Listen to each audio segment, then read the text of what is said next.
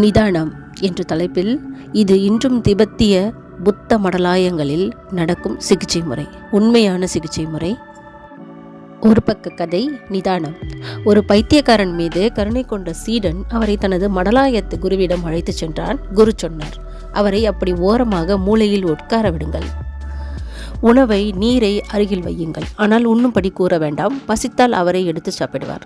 அவருக்கு எந்த உதவியும் செய்ய வேண்டாம். நீங்கள் யாரும் கண்டு கொள்ளவும் வேண்டாம் என்றார்.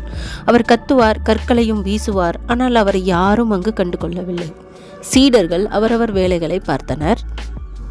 அந்த பைத்தியக்காரன் எதிர்வினை ஆற்றுவது இல்லாது போனது. நாட்கள் நகர்ந்தன. ஒரு நாள் அமைதியாக குரு முன் வந்து, பைத்தியக்காரன், எனக்கும் தியானம் சொல்லி தருவீர்களா என்று கேட்டான்.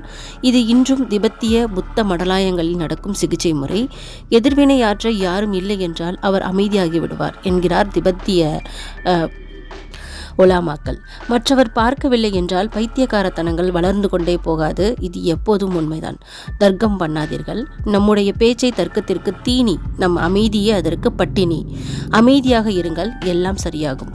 ஒருவேளை சரியாகவில்லை என்றாலும் பரவாயில்லை, நீங்கள் சரியாக இருப்பீர்கள். நிதானம் நீளமானது. வாழ்க நிதானத்துடன். நன்றி, வணக்கம்.